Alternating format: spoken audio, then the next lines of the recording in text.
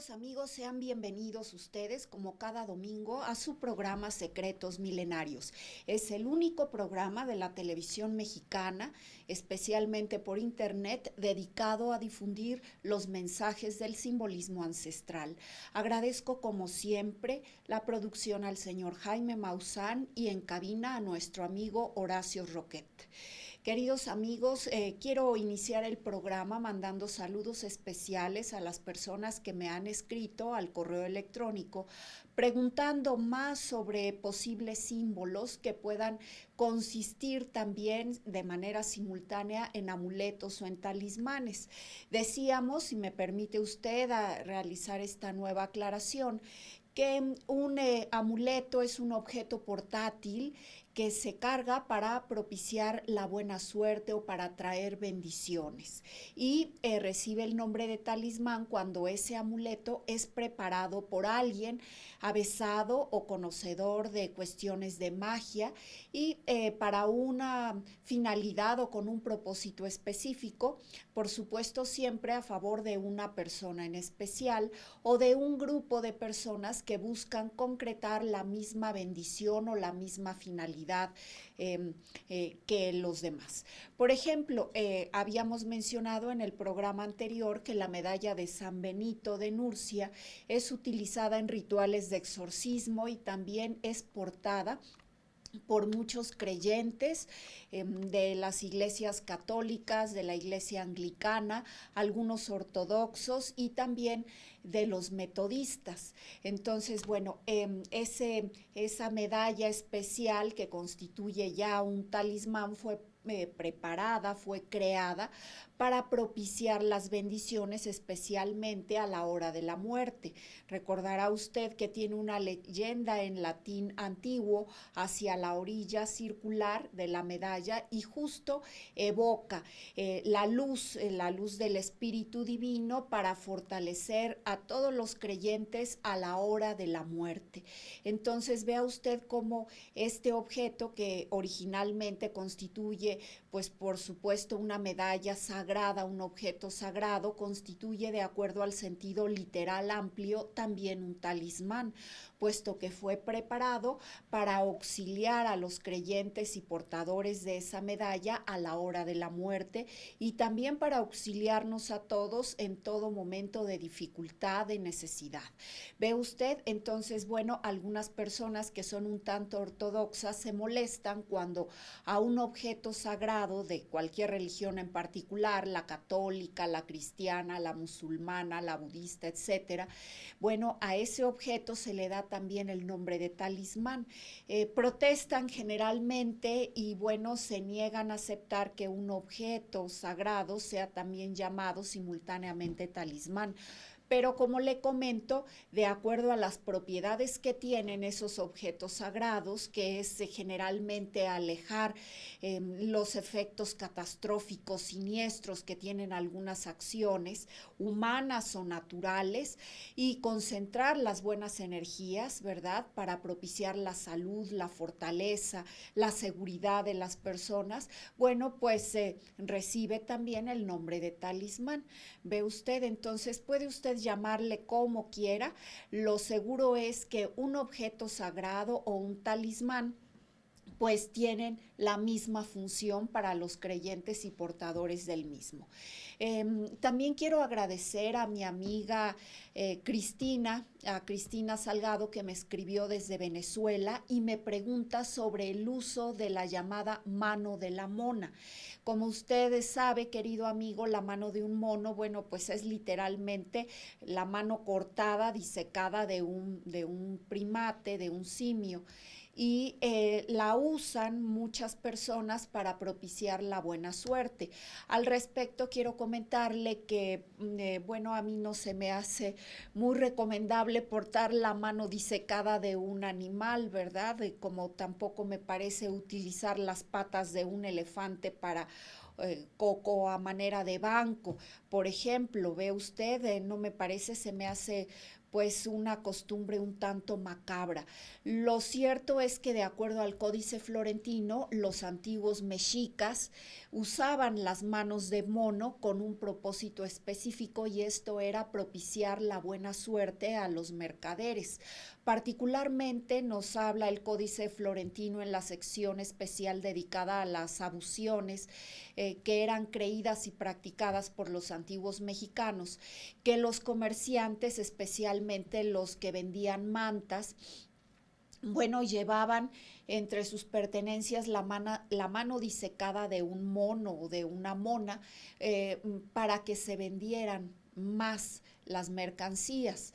Ahora, que si las mercancías tardaban un poco en venderse, nos recuerda el Códice Florentino que los mercaderes colocaban las venas del chile y las dejaban entre las mantas reposar toda la noche, y ellos tenían la creencia de que habiendo comido o cenado chile, las mantas por sí mismas pues iban casi a venderse, ve usted, de una manera muy inmediata. Entonces, pues eran creencias de los mexicanos, particularmente de los comerciantes mexicas, de acuerdo al Códice Florentino, escrito por Fray Bernardino de Sahagún y por pues los consejeros y asesores mexicas que lo auxiliaron tanto en la ilustración de dicho libro como también, ¿verdad? Pues como asesores especializados que le dieron consejos y le dieron particularmente a conocer las tradiciones observadas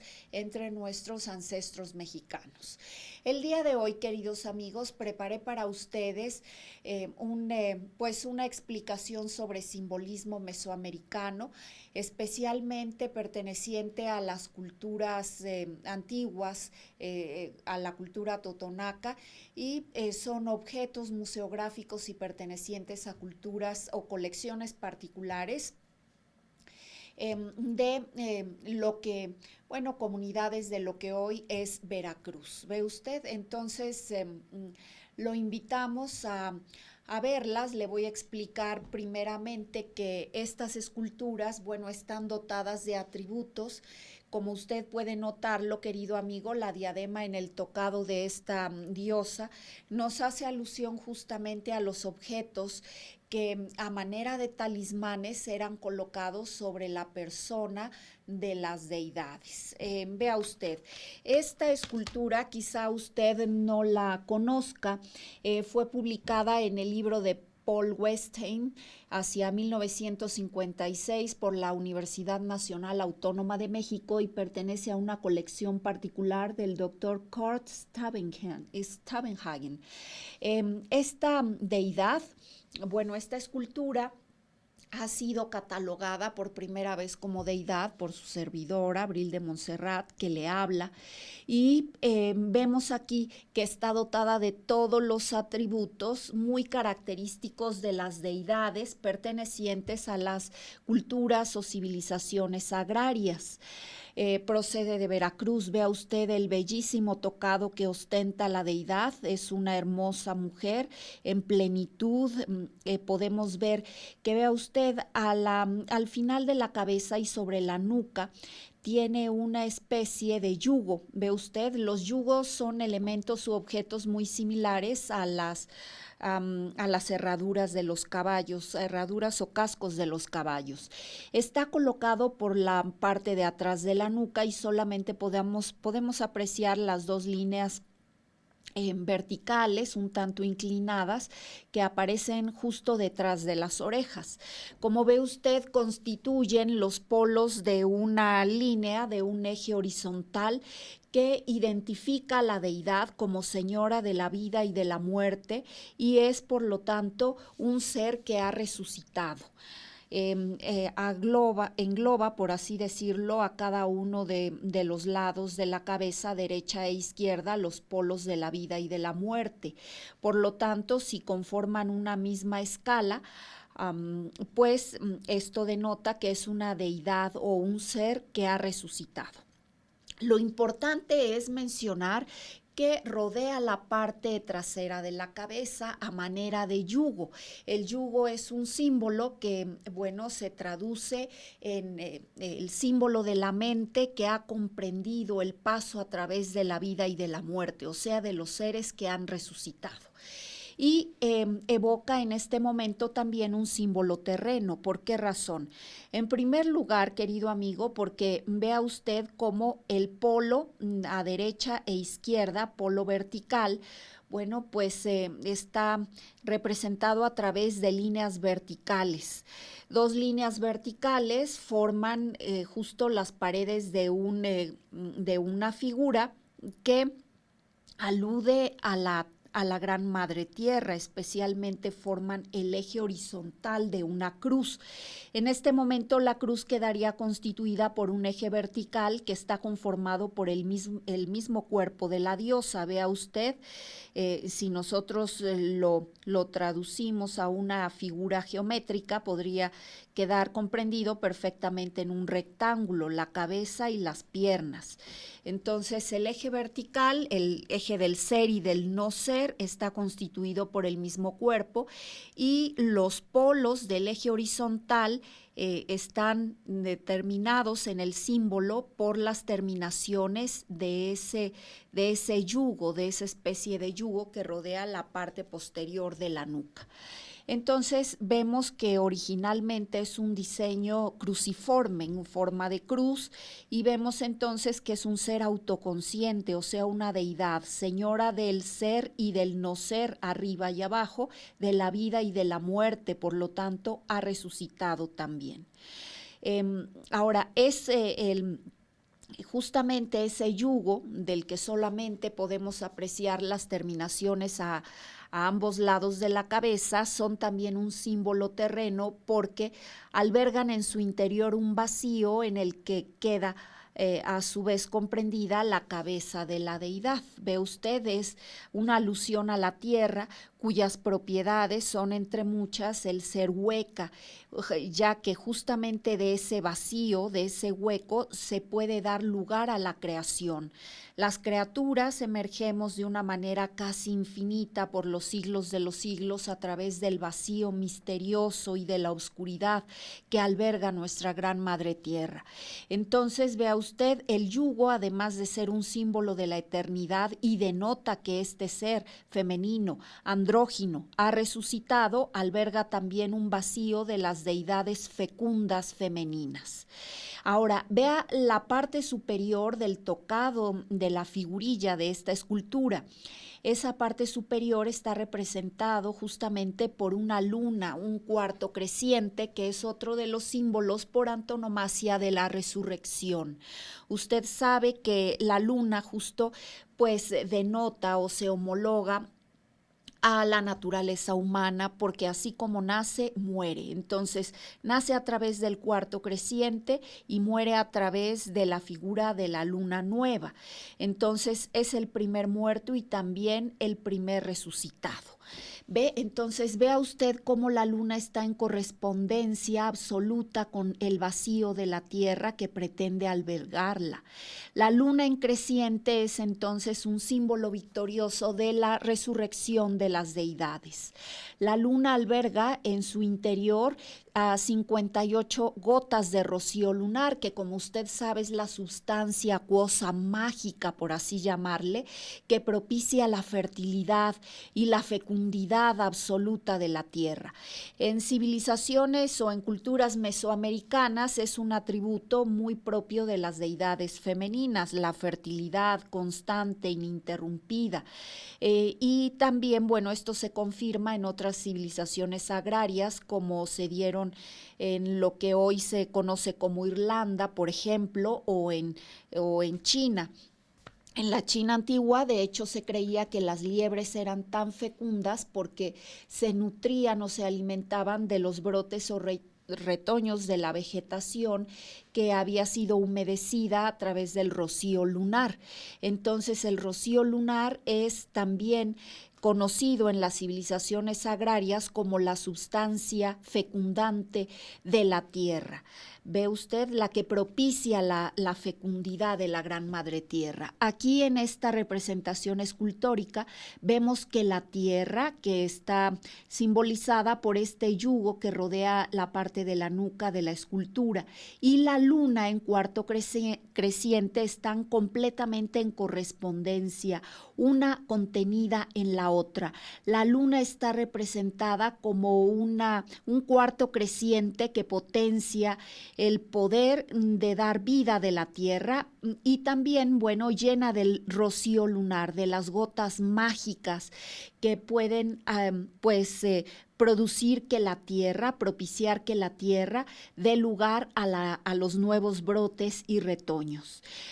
Otro símbolo que refuerza el contenido anterior es justamente la representación del cabello de la hermosa diosa. Vea usted cómo el flequillo a lo largo de la cara ha sido representado como una precipitación continua, una precipitación como, bueno, una lluvia muy tenue pero continua, que justo cae o se derrama sobre la tierra. ¿Ve usted la tierra? Ahora, vea, note la hermosa cara de la deidad, los ojos. Nótelos, están representados en forma de sol negro, son dos pupilas que resaltan sobre la forma tradicional del ojo de una manera muy conspicua. Esto quiere decir que justo, ¿verdad? Ese proceso a través del cual la tierra, el vacío de la tierra recibe el rocío lunar, se da en la etapa nocturna. Y a través de la que, bueno, el sol negro ha sido absorbido por la tierra, literalmente ha sido albergado también en el seno, en el vacío interior. Note usted, entonces el sol está dentro de la tierra. La hermosa deidad se encuentra con la boca pues semiabierta, está como señalando una actitud de exhalar calor después de que ha tenido lugar cierta fecundación, cierta etapa del proceso de fecundación. Exhala el calor, contiene ya dentro de sí misma al sol que se ha tornado en sol negro, sus ojos reflejan únicamente al sol en el momento en el que está recibiendo además el rocío fecundador de la luna. Está exhalando entonces ese calor misterioso, ese calor mágico. Por lo tanto, la cara de la deidad representa simbólicamente la mente de la Gran Madre Tierra. Vea usted, el simbolismo anterior se complementa con el de las orejeras. Parecen dos pequeñas vasijas en donde el vacío está profundamente señalado, está reforzado. Y aquí vemos que pues se evoca que a derecha e izquierda la Gran Madre a través del vacío se encuentra lista para manifestar después del alba las formas prodigiosas de la vida vegetal, particularmente de las especies que se cultivaban entre esta cultura. Totonaca, ve usted, la escultura pertenece a cultura totonaca y también a una colección particular del doctor Kurt Stavenhagen. Y aquí vemos los dos vacíos. Fíjese usted, querido amigo, que en algunas otras esculturas de la misma cultura, el dios Cosijo, Pitao Cosijo, ha sido también representado escultóricamente a través de una deidad cuyo simbolismo he explicado en programas anteriores, pero recuerde que de sus orejas surgen las líneas, las guías de un vegetal maravilloso.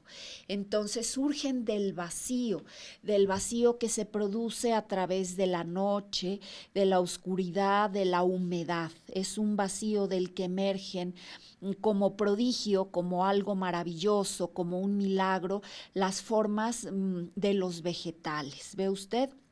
Aquí no fueron representados los vegetales naciendo porque la escultura evoca la fase nocturna de la gran madre fértil, eterna, creadora y formadora de las criaturas. Entonces, tiene un collar con 3 cuentas esféricas que evocan la propiedad de crear y formar mediante una trinidad. Es decir, vea usted cómo esta representación del collar evoca la naturaleza andrógina de la gran madre tierra. Yo le explicaba, querido amigo, en emisiones anteriores que un ser andrógino es aquel que tiene en sí mismo el principio masculino y el femenino equilibrado, de tal forma que ya no necesitan a su complemento opuesto, del género opuesto para dar lugar a la creación. Y yo le comentaba también que los ángeles son criaturas andróginas, es decir, tienen equilibrados en sí mismos el principio femenino y el masculino. También los grandes maestros iluminados, como por ejemplo Buda, que Buda sí tuvo un hijo, sabemos, pero bueno, se retiró a la vida ascética y bueno, pues esto dio lugar a que él se convenciera de que no necesitaba ya un complemento femenino porque en sí mismo tenía a ambos principios generadores y ya podía crear a través de su mente. Lo mismo Cristo y lo mismo muchos antiguos maestros iluminados, algunos monjes, muchos santos de bastantes religiones han alcanzado este principio del androginato, en donde ya no les es necesario, como reitero, el principio de generación opuesto para sentirse complementados y volverse creadores mentales plenos. Entonces, aquí el collar de esta hermosísima escultura nos dice que tiene ya en su naturaleza los 2 principios, el femenino y el masculino, equilibrados mediante el espíritu. Entonces tenemos que su collar evoca el principio de que el padre y la madre se encuentran unidos a través de un espíritu universal y hacia la creación. ¿Ve usted? Entonces el espíritu contiene simultáneamente al principio increado y también contiene a toda la creación, a todos los hijos que manifiestan el padre y la madre en equilibrada y perfecta unión. Y vemos que la deidad tiene, bueno, unos pechos protuberantes, unos senos protuberantes, porque simboliza que es una madre nutricia de las criaturas. Vea usted cómo sus pies, uno está en perfecta correspondencia hacia la derecha, hacia el polo derecho, que evoca la vida de la creación, y el polo contrario, hacia la izquierda, evoca la muerte. La vida y la muerte en una sola existencia de la creación. Están completamente paralelos. Esto, de acuerdo a los hindúes, se llama mudra, que es una postura del cuerpo, y está complementado con los asanas. Los mudras son posturas de las manos, los asanas posturas del cuerpo. Y vea usted las manos cómo están vueltas hacia sí misma y están descansando sobre la pierna derecha. Esto es, la escultura refuerza la vida, la creación, el desarrollo y la manifestación. Fortalece, por tanto, el nacimiento ¿de qué? Pues de los vegetales. El pie derecho está vuelto hacia la izquierda, esto es, la madre tierra en sí misma está en conexión directa claro, hacia la vida, pero esas formas, esa esencia provienen del más allá indiferenciado y posiblemente también de un plano que puede unirse al de la muerte. Entonces, la vida es la vida porque esas manifestaciones han pasado a través del plano del más allá. ¿Ve usted? Entonces hay una comunicación continua entre la vida y la muerte. Ambos polos, aunque parezcan radicalmente contrarios, pues en realidad forman parte de la misma escala de la existencia. Y esta deidad se dice que, de acuerdo a a esas posturas y gestos de las manos y del cuerpo en general, bueno, se dice que hermana los polos aparentemente contrarios y aquí vemos que están en correspondencia y en equilibrio perfecto. La deidad, a través de la comprensión que tiene de la eternidad, puede dar vida a nuevos vegetales. Entonces, vea sus manos, sus bellísimas manos, sus uñas, están vueltas hacia sí misma y están reforzando entonces el paso de la esencia de la vida del más allá a este plano de manifestación de los vivos. Y bueno, es una escultura que pertenece a una colección particular, por lo tanto no puede usted apreciarla más que en este programa o consultando el libro del doctor Paul Westheim, que bueno, habla sobre la escultura del México antiguo. Así se llama el título del libro. A continuación, queridos amigos, les quiero invitar a ver la siguiente escultura. Vean ustedes, es una deidad huasteca, es procedente de Tamuín del periodo clásico y la pueden contemplar en el Museo Nacional de Antropología de acuerdo al doctor Paul Westheim, el autor de la escultura del México antiguo.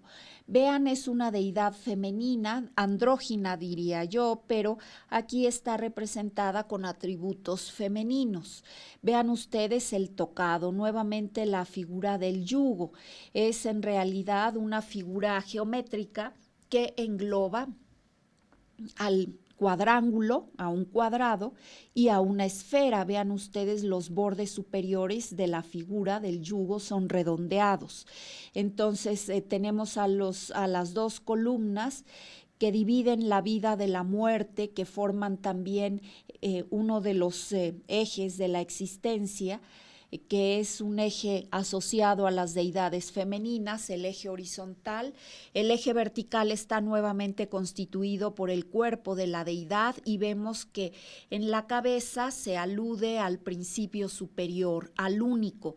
Está representado como único punto de este cono, que forma parte del tocado. El vértice superior del cono evoca la mente absoluta, el espíritu único y universal, y a partir de este punto o de un solo vértice podemos desarrollar la totalidad de la figura.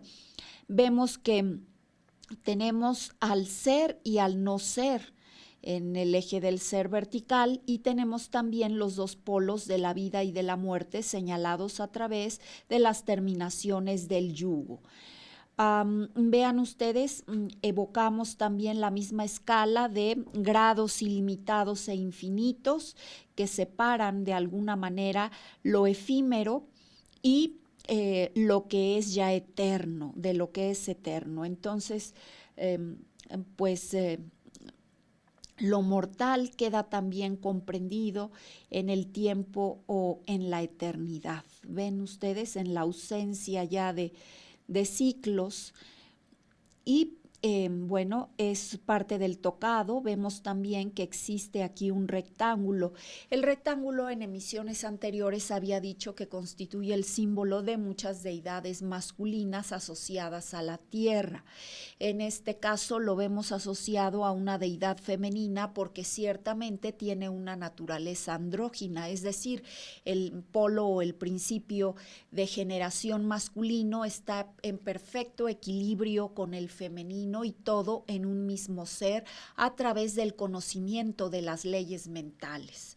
Entonces, el ser que es capaz de crear a través de la mente es necesariamente andrógino, es decir, de crear y dar vida. Por lo tanto, crear implica también formar y dar la vida. Es necesariamente un ser andrógino, ¿ve usted? Y tenemos aquí al cono. El cono es una figura muy reiterativa, sobre todo en las ilustraciones alusivas a los antiguos magos. Recuerde que el sombrero de un mago, en el sentido clásico tradicional, es también cónico y se conforma de dos figuras geométricas. La primera es la circunferencia en la parte inferior, que evoca al vacío, el vacío que permite la manifestación de todos los dones del sombrero del mago. Recuerde usted, hay muchos magos que pueden extraer cosas ilimitadamente del sombrero, ¿verdad? Es de una forma simbólica, pero también muy real y algo que han podido hacer pues muchos grandes maestros. Ahora, del sombrero del mago, que extraemos la circunferencia como lugar geométrico que contiene a todas las partes de un todo. Recuerde que una esfera o una circunferencia contienen simbólicamente a todos los grados existentes de un ser. Entonces, están en correspondencia perfecta con la cúspide o el punto superior del cono, y que evoca la mente absoluta o a la idea absoluta del creador mental. El creador mental puede entonces comunicarse de manera inmediata, simultánea con cada una y con todas de las partes de esa unidad. Por lo tanto, tenemos aquí representado a través del cono el principio de que como es arriba, es abajo, y que el todo es correspondiente a sus partes. Entonces, vea usted, tenemos ese principio justo en la parte superior de la cabeza. Quiere decir que esta deidad, además de haber resucitado y de ser una deidad o un ser que puede transitar de la vida a la muerte, simultáneamente, de hecho, puesto que ha alcanzado la facultad de omnipresencia, es decir, que puede estar en la vida y en la muerte al mismo tiempo, puesto que ha alcanzado la eternidad o la comprensión del misterio existencial de la creación. Entonces, tenemos todos esos principios que están simbolizados o denotándose en el solo tocado de la deidad. Vemos también, observamos los pechos protuberantes que nos advierten que se trata de una madre nutricia, y por lo tanto también una representación simbólica de la Gran Madre Tierra. Es una representación como la anterior, tiene todos los atributos de la Tierra y por lo tanto es la Gran Madre creadora mental, formadora de los cuerpos que son no solo físicos sino también anímicos, quiere decir del cuerpo y del alma, y nutricia de la creación, creadora, formadora y nutricia de la creación. Vean ustedes las manos que son unas manos pues fueron resaltadas a través del tamaño y del grosor de los dedos, y están colocadas justo sobre el vientre, abarcando incluso el plexo solar. Nos habla de un ser que a través de la voluntad puede crear y también precipitar lo creado. Es una gran paridora universal. Vean, aquí la falda o este atuendo que tiene de la cintura hacia abajo evoca también un rectángulo que señala la forma de precipitar a las criaturas. Entonces las crea en su mente prodigiosa, las forma a través de su cuerpo, la Gran Madre Tierra, de todos los elementos orgánicos que dan forma y también que dan vida a nuestros cuerpos físicos y anímicos. Y nos pare literalmente. Y sus piernas, vean ustedes, han sido conjuntadas en una sola, evocando su naturaleza de unidad, una sola Gran Madre Tierra. Entonces, tenemos todos los elementos simbólicos que denotan la presencia de una escultura sagrada que seguramente fue vivificada. La escultura, vean ustedes, observen la cara, no muestra un gesto amable, un gesto de equilibrio o de paz, sino por el contrario, los gestos, el gesto sobre todo de las mejillas hacia la boca y la nariz denota cierto enojo, cierto rechazo, cierta expresión de repudio. Por lo tanto, pues está expresando no únicamente la propiedad generosa o los atributos fastos de la Gran Madre Tierra, sino también los nefastos. Recordemos que como toda manifestación o como todo ser increado que se manifiesta a través de las esencias, las fuerzas y los elementos, tiene también un lado nefasto, un lado siniestro, un lado que produce también dolor y la muerte de la creación. ¿Ve usted? Entonces, esta escultura representa los dos aspectos de la Gran Madre Tierra. Por un lado, es favorable al nacimiento, al crecimiento, desarrollo y evolución, reproducción de los seres, pero por otro lado también tenemos ese aspecto nefasto y siniestro, aquel aspecto que, se refleja a través de los malos augurios que pueden interpretar los chamanes y sacerdotes avesados de la Gran Madre Tierra. Entonces, es una representación muy particular y recordemos, es una deidad huasteca. Efectivamente, yo coincido también en que se trata de la representación de una deidad andrógina, pero femenina. Y es procedente, como digo, de Tamuín, del periodo clásico, y está contenida en el Museo Nacional de Antropología, de acuerdo a este libro maravilloso del doctor Paul Westheim, que se titula La escultura del México antiguo. B es una cabeza de la zona del Golfo, pertenece también a la colección del doctor Kurt Stavenhagen, y vea el tocado tan singular de esta escultura. Los ojos están vacíos, no creo yo que hayan sido representados así, más bien considero que fueron vaciados. Los ojos originalmente pudieron ser de concha o de alguna piedra, como por ejemplo el jade. Fueron vaciados en un intento seguramente de matar a la escultura.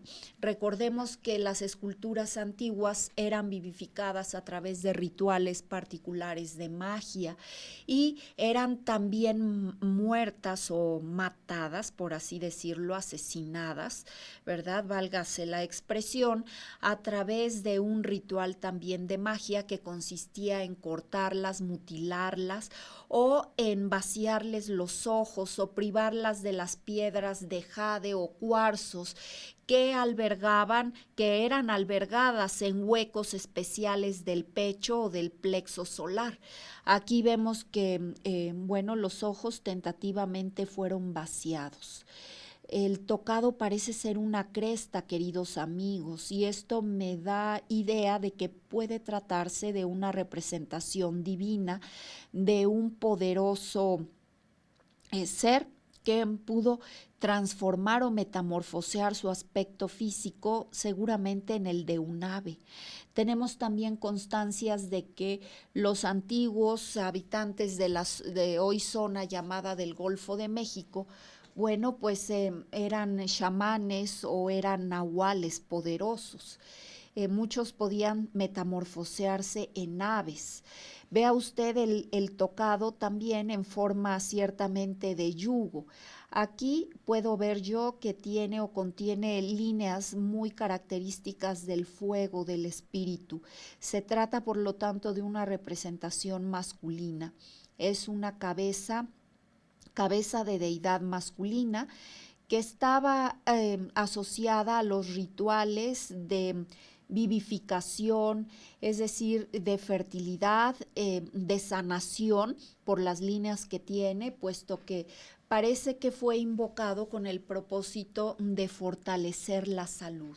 El invocar ese atributo tan peculiar del fuego del espíritu se realizaba para propiciar el fortalecimiento de la masculinidad, es decir, de la facultad genésica masculina, así como de la salud, fortalecer la salud y el equilibrio de los seres humanos, particularmente masculinos. Entonces, hasta aquí, queridos amigos, vamos a hacer una breve pausa. Los invito a apreciar estos comerciales y a continuación volvemos con una imagen muy particular, la imagen de un humano metamorfo que está transformándose en gallo o en ave. Vamos pues a ver estos mensajes.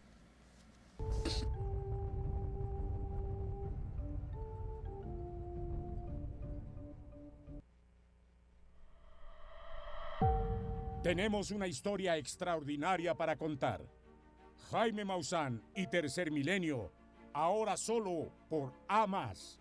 Todos los domingos a partir de las 6 de la tarde, maravíllese con las investigaciones de uno de los mejores equipos del mundo en busca de esa otra verdad.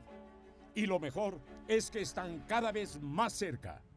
Sorpréndase con cada capítulo, con cada momento de Tercer Milenio. Un programa que le ofrece la otra cara de la realidad. Entérese de todo lo relacionado con la vida extraterrestre en Tercer Milenio, con Jaime Maussan.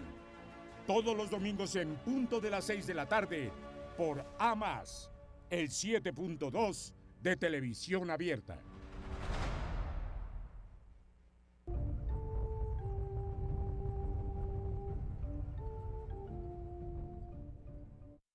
Y miren, queridos amigos, la imagen de la cual les hablaba pertenece al complejo de ilustraciones. Aquí lo tengo en mi mano.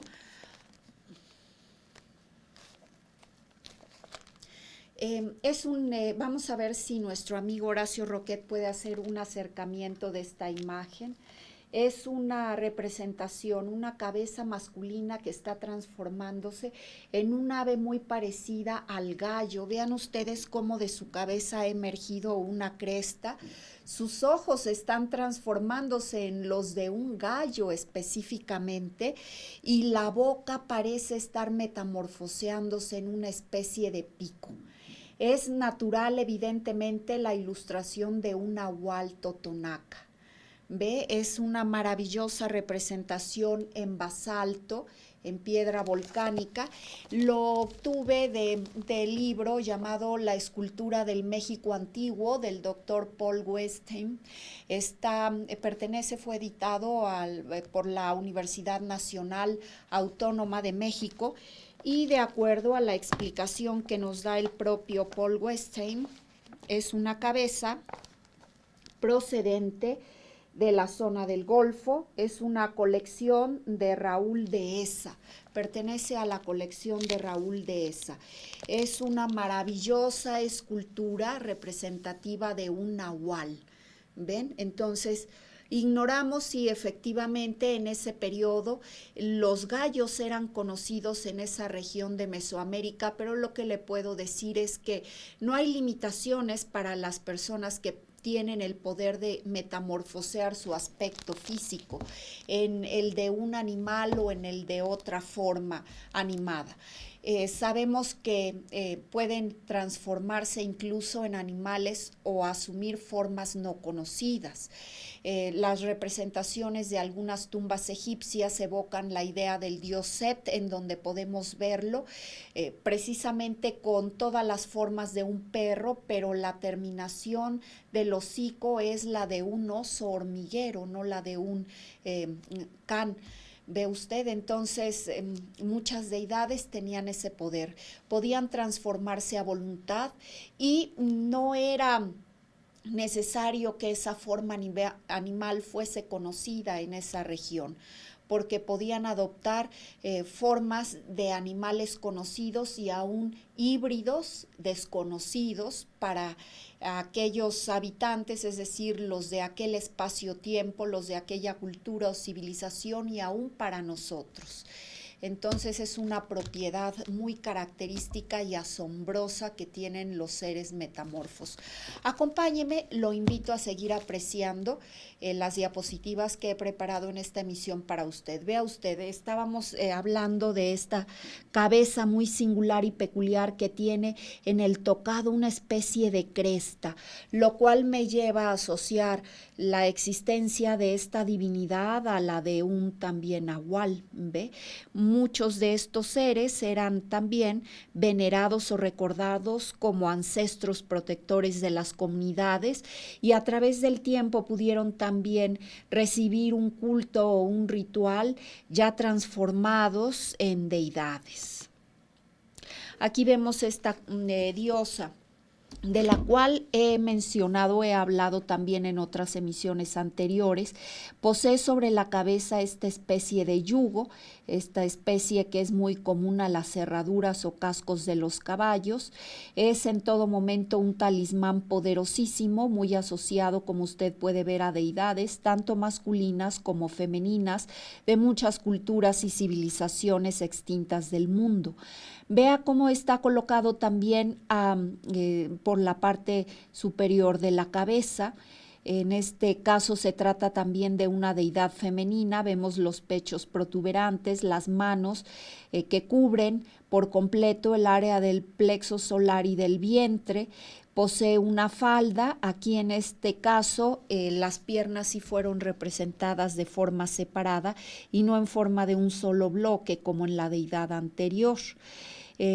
Posee, por lo tanto, los mismos atributos de ser un ser que ha resucitado, es el simbolismo del yugo sobre la cabeza, es decir, de un ser que tiene la comprensión de cómo transmitir la vida, pero como parte de una misma existencia y complementada con la muerte.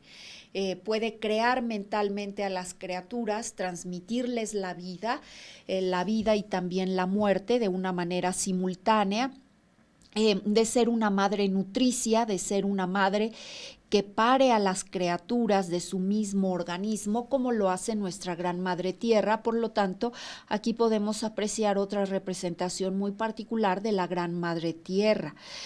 Usted recuerda, nuestros cuerpos y nuestras almas, los cuerpos anímicos, son biodegradables. Una vez ocurrida la muerte, el cuerpo anímico o el alma también se desintegra paulatinamente. Yo le he hablado, querido amigo, que en algunas vivencias que he tenido, algunas experiencias, he notado que muchos fantasmas que tienen o que tardan un tiempo indeterminado sobre la tierra, después de acaecida la muerte, por supuesto, bueno, pues se encuentran en determinado momento con el gran sol blanco, que es la gran luz blanca depuradora, y bueno, una vez que el sol blanco absorbe los elementos del fantasma o de esa alma que queda rondando todavía sobre un plano intermedio entre la vida y la muerte, porque un fantasma sí puede materializarse, de hecho, entre nosotros. Usted sabe que nosotros lo vemos como una forma sutil, como una especie de neblina grisácea, que muchas veces adopta la forma del cuerpo físico que tuvo estando vivo. Entonces, bueno, así se materializa en este mundo de los vivos de una manera muy sutil, grisácea, si usted lo quiere llamar o lo quiere ver así, pero es una materialización.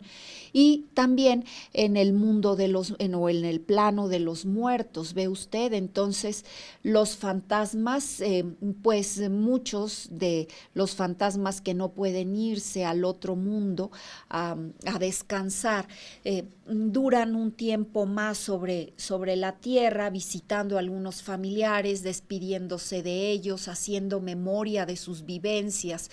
Un fantasma del cual le hablé en emisiones pasadas fue el de la princesa Diana. Yo pude ver cómo ella aún recorría las salas del palacio donde vivió en los últimos momentos, los últimos días de su vida, y también los jardines, y estaba dedicada, al parecer, a hacer memoria de muchas de sus vivencias.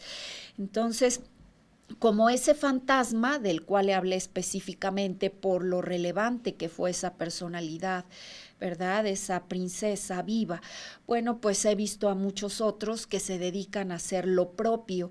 Muchos de ellos se dedican todavía a vivir, es decir, a prolongar más la vida en la cual fueron tan felices, o a prolongar más la vida de la que debieron entender mejor, o a tomar conciencia de las consecuencias de muchos hechos que realizaron, hechos equivocados naturalmente, y entonces muchas almas están aún aprendiendo, almas de de espíritus jóvenes sobre el mundo que tienen mucho que aprender todavía sobre la práctica del bien y de la virtud específicamente, y bueno, se dedican a seguir tomando lecciones, no lecciones como lo hacemos los vivos en una universidad o en una escuela especial, sino son lecciones que los ayudan a concientizar más sobre el valor trascendente del ser humano. Por lo tanto, queridos amigos, pues esos fantasmas, de acuerdo a lo que yo veo, se extinguen una vez que han aprendido lo que deben en ese estadio existencial que abarca la muerte en esa etapa, y una vez que han concientizado y han quedado en paz muchos de ellos, puesto que no fueron pues personas maléficas, sino más bien personas pues como usted o como yo, entonces, y que han aprendido lo que deben aprender, bueno, en determinado estadio existencial se encuentran con la luz prodigiosa del sol blanco, a la que muchos llaman espíritu divino, y que bueno, es el reencuentro con nuestros padres amorosos, y después de ese encuentro prodigioso en el que los últimos elementos del alma, esos elementos que denotan la existencia fantasmagórica de los seres, se disuelven en la plenitud, en la pulcritud, en la santidad maravillosa de la luz blanca, y entonces pues las almas o el espíritu, el ser, pasa al más allá, en donde todo es reposo, calma, quietud, y bueno, es un paraíso. Entre nuestros antiguos mexicanos existía el Tlalocan, el Tlalocan, que era el paraíso de los bienaventurados, al cual ascendían especialmente los que habían sufrido especialmente en esta vida, particularmente los gotosos, hidrópicos, y las personas que morían después de padecer una larga y penosa enfermedad relacionada a las llagas, a las pústulas y otras secuelas similares. Entonces, vea usted, aquí tenemos una representación de acuerdo a esta cultura antigua, extinta, en el territorio del actual estado de Veracruz, una maravillosa representación. Vea cómo fue mutilada cruelmente en el área de la cara. Aquí se observa una especie de hachazo, de cortadura, a través de la que le fue cercenada la boca, los labios y parte de la nariz. Como le comento, pudo haber sido un intento por matar a la escultura. No creo que haya sido una acción de mala fe realizada por los colonizadores, por los católicos que poblaron el territorio, sino que más bien fue una mutilación ritual. Y tenemos que la cabeza, la cara de la escultura emerge dentro del pico de un ave, entonces era una gran madre ave, tenía la facultad de transformarse también en ave, probablemente en águila por la forma curva del pico, pero el pico también, vea usted cómo reproduce la forma geométrica del rombo, el símbolo por antonomasia de las grandes deidades creadoras femeninas, y la cara constituye la esfera, es decir, es una esencia fecunda, una esencia infinitamente fecunda de la cual emerge la creación, pero no cualquier criatura, sino que las criaturas que estamos llamadas a fundirnos dentro de la mente de una sola esencia, es decir, que tenemos la facultad de volvernos autoconscientes, de alcanzar la comprensión de la eternidad. Y probablemente dentro de esta concepción, ese ser prodigioso femenino, bueno, fue también una criatura que a través de los ciclos milenarios de evolución, llegó también a comprender esa esencia que tenemos los seres de ser eternos. Entonces comprendió, resucitó esa esencia, esa interpretación está reforzada con la que tiene simbólicamente el yugo. que cubre la cabeza por completo. Entonces es un ser que probablemente fue una criatura como usted y como yo, y a través de la evolución, a través del largo caminar, a través de la vida y de la muerte, de la resurrección, porque es el simbolismo que entraña el yugo, llegó en un momento de ese sendero infinito a comprender que era un ser eterno, y en ese momento se vuelve también parte de la esencia creadora infinita. Entonces vea usted, la figura del rombo de las deidades creadoras infinitas emerge y nos dice y nos revela: ustedes son criaturas que están destinadas a alcanzar la autoconciencia en un solo espíritu y una sola mente, a través del caminar milenario del sendero que ha sido trazado, del sendero, del largo caminar, que es un sendero que debemos transitar a través de la práctica de la virtud hacia una sola verdad. Entonces es otro simbolismo, el simbolismo de otra deidad prodigiosa. Vean ustedes, aquí tenemos también a esta figura, una figura muy característica, forma parte de la exposición, queridos amigos, de la exposición que tuvo lugar en el Museo Nacional de Antropología, y la centramos. Vean ustedes el tocado. Dice que es una deidad prodigiosa, forma parte de una trinidad, que es creadora y formadora, una esencia de la gran madre tierra. En la parte superior del tocado evoca también un cuadrángulo. Tiene 8 pequeñas esferas en su tocado. Eso quiere decir que es una deidad que conoce y practica las leyes mentales. 8 esferas evocan la unidad de los dos planos de manifestación de los seres. Por lo tanto, es otra forma de reflejar que ha comprendido cuál es el paso simultáneo a través de la vida y la muerte en una sola escala existencial. Vemos que tiene también un yugo, y dentro del yugo emerge esta cabeza prodigiosa. Vean, es una deidad, su cara también parece emerger de lo que es un rombo, de lados muy redondeados. Tiene el mismo simbolismo que la imagen anterior, únicamente que es una escultura, una figura masculina. Vean, de las orejeras emergen 2 manos, eso quiere decir que es un ser que ha resucitado, que es creador mental.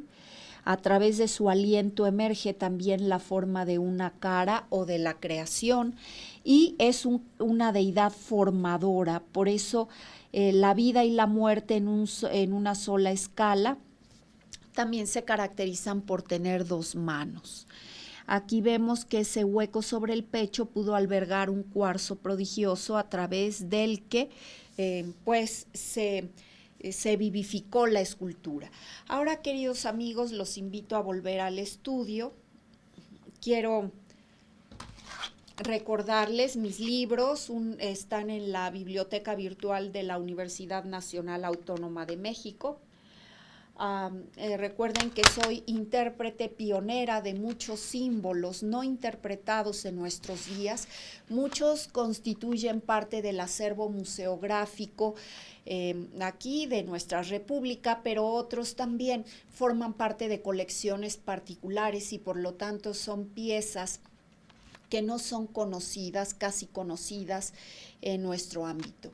Tenemos que también soy intérprete de los agroglifos o crop circles, pionera mundial en utilizar el método simbólico sistemático de interpretación, único método que puede utilizarse para interpretar esculturas de todo el mundo y absolutamente de todas las culturas, las extintas y las aún vivientes.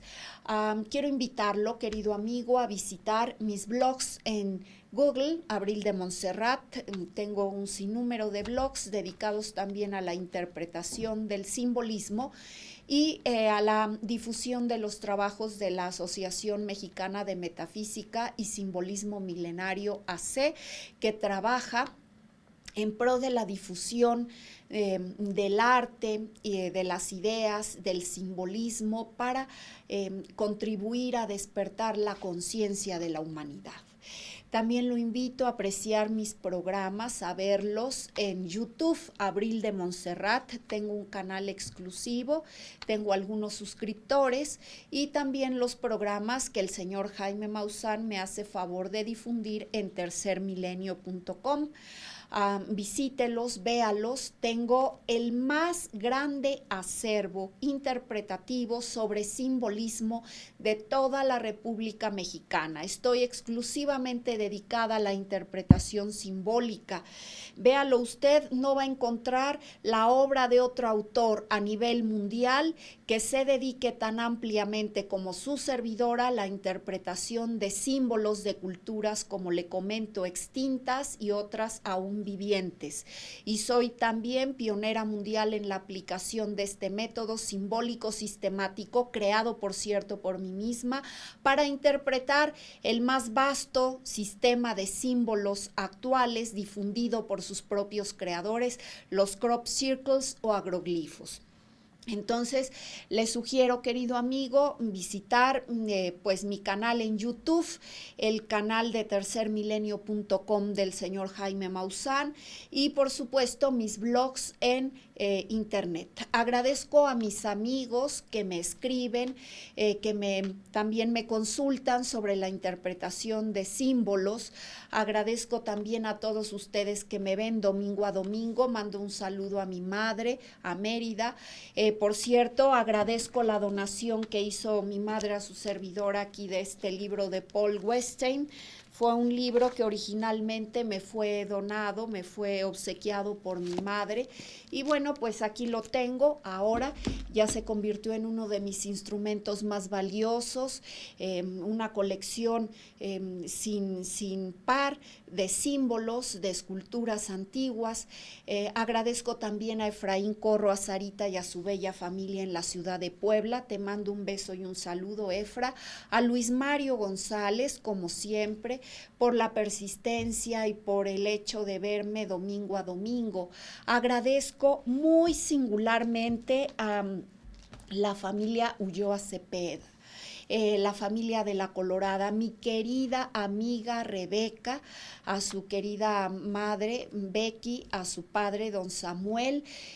Agradezco también a mi querido amigo Omar de La Colorada, a la señora Tere, que fue la madrina de cruz pues también de uno de mis padres, Jesús Morales, y le dedico también este programa a agradecer toda la bondad que tuvo Jesús Morales con su servidora en vida. Y mando un abrazo a todos mis queridos amigos de La Colorada en la ciudad de Puebla. Querido amigo, si usted gusta del simbolismo, acompáñeme a través de mis obras. He donado libros a la Universidad Nacional Autónoma de México, al Instituto Cultural México a Israel y a otras universidades también de nuestra república. Si usted está enfermito, le mando mis mejores deseos porque prospere y mejore, y lo espero el siguiente domingo en la interpretación de estas bellísimas esculturas. Vea usted como la que forma parte de la escenografía de este programa.